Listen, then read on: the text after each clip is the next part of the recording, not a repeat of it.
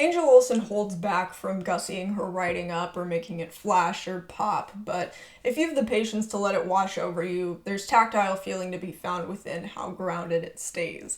Her mind strikes me as a web of romantic thoughts and anecdotes and obsessions, and within trying to figure it out, she tends to walk on the razor's edge and glamorize this chase for die-hard infatuation, despite it landing her in these tugs of war where she and her lover will stretch, bend, and break each other's hearts. It's cathartic to see someone give in to their fundamental emotional instinct and always let it dictate their actions, since I think a lot of us deep down feel like victims trying to survive this Armageddon of serious relationships and breakups and hookups. Like, sometimes her music just seems to teleport me to this non-existent situation where I'm like 30 at a bar with my work friends, just watching the love of my life move on directly in front of my face. Her music has this collected presentation. Vocally, she brings such a bellowing, sonorous impact and versatility, yet there are still points where she can't cover their pain-induced shake. This parallel has a certain solace because it's physically laid out for you how conventional heartache is and how it'll slip through the cracks regardless of how you try to address problems from a healthy headspace. Structurally, her songs feel like a moment captured, just a dash of emotion loosely tied up. Rarely can I sense them definitively moving in a direction. You could say the bow on the top is her tendency to include final instrumental breakdowns, but rarely do those feel like some grand climax, and that's okay, it just gives her tracks a sense of floating in space. Her first three records take up various shades of earthly indie folk and hammering indie rock. Her audience has been tugged all the way from modest celestial acoustics on Halfway Home to the spotlit symphonic stage that is All Mirrors. This album uses a delectable blend of feathery, stinging strings and low ends with a blood-pumping kick and echoing dust. There's also a fizzy ambiance spread into more of it. This has shown up in her past, see cuts like Intern, but used sparingly. Here it beefs up tracks like Too Easy and New Love Cassette, while others just feel like encompassing dark shrouds, like being dunked under an orchestral sea. Just look at Impasse, which sedates you in its lulled vocal delivery, simmering strings, and drums like a heartbeat. Then Angel propels forward and grabs you in this chorus about returning to isolation, her home base, simultaneously safe and torturous.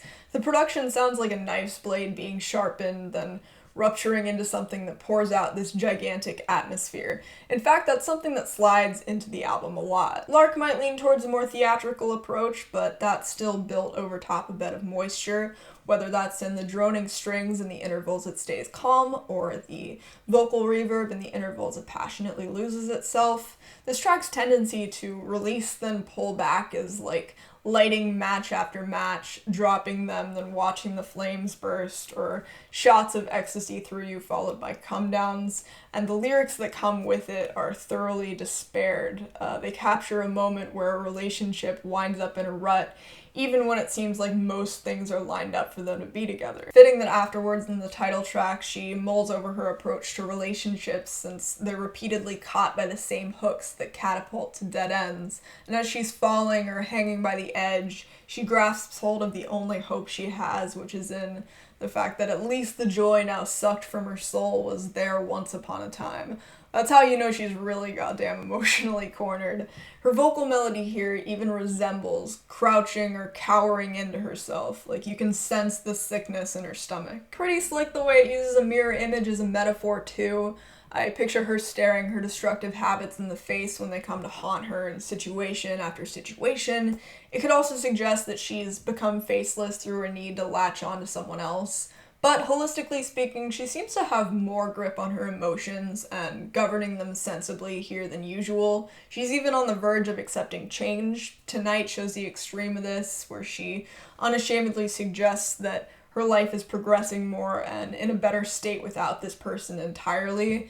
It feels bitter and dismal, but it's for the better of her. It's one of those snags in life that's hard to wrap your mind all the way around. Chance also points to potential for space between her and her ex to honestly liberate them after any tragic implications dissolve, and says so even without any end destination in sight. It seems like she's newly realized that sitting with the open ends and questions is refreshing and makes more sense than rushing to tie them up in some frenzied panic. It just feels like closing a chapter, drawing in the light of indifference and non-jealousy, and the instrumental style complements its level-headedness, being a ballad-like piece with these worldly circling pianos. There are also some cuts that feel immersed in the rush of freshly bubbling infatuation.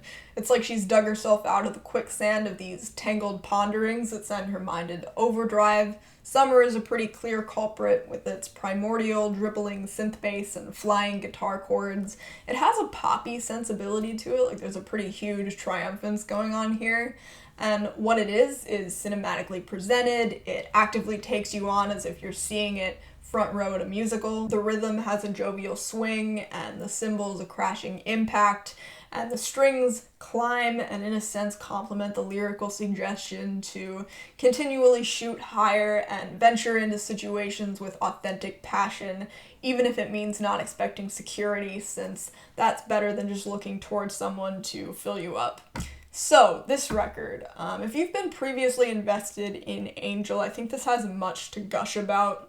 It's produced with more oomph, and it seems to come from a healthier perspective than My Woman did. It's very smartly spoken and observant, and for me, it's one of my favorite singer-songwriter albums of the year, at about an 8 out of 10. I sincerely hope that you enjoy it as much as I did, and let me know what you thought of it in the comments below.